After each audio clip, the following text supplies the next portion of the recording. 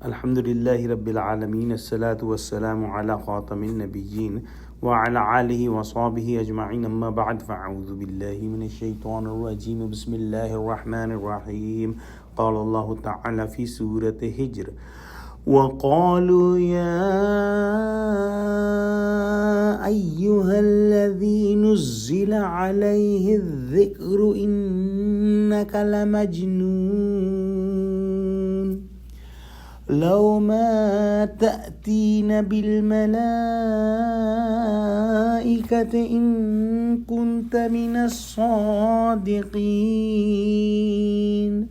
ما ننزل الملائكة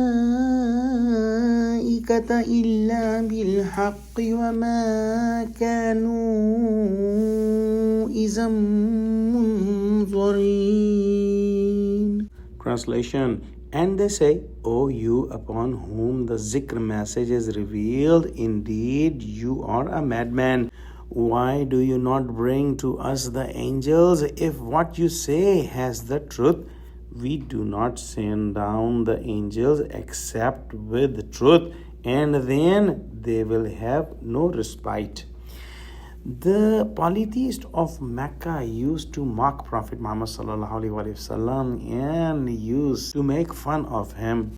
They said that, O Prophet ﷺ, you brought Quran from Allah subhanahu wa ta'ala and you are saying that the other people are ignorant, and you have given the ultimatum to the whole world that the world will be destroyed and all those who won't accept the message of Allah subhanahu wa ta'ala will be punished, and you will be the one who will be the successful. And one time all the disbelievers will wish that they should have been Muslims.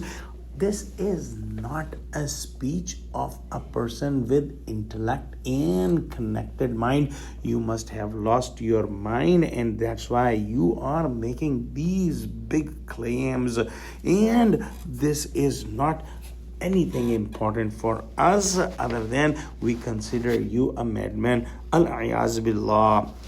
They used to say that if you are so near to Allah subhanahu wa ta'ala and Allah subhanahu wa ta'ala has given you such a high status, why did He not send a big army of angels with you who can force the Islam on everyone, and whoever is not accepting, they will just destroy them. These people did not understand that Allah subhanahu wa ta'ala did not do that and did not send the angels because Allah wanted to give them more time so that they have more chance and they can come to Allah subhanahu wa ta'ala. And as we saw, most all of these polytheists in the end became Muslims. So this was the mercy of Allah subhanahu wa ta'ala, that Allah subhanahu wa ta'ala gave them more time and more chance. Those who wanted to accept the truth, the signs were enough for them, and those who did not want to accept the truth, even if they had seen the angels, they would have not accepted it. Allah subhanahu wa ta'ala's sunnah and His way is that He gives a certain time to a nation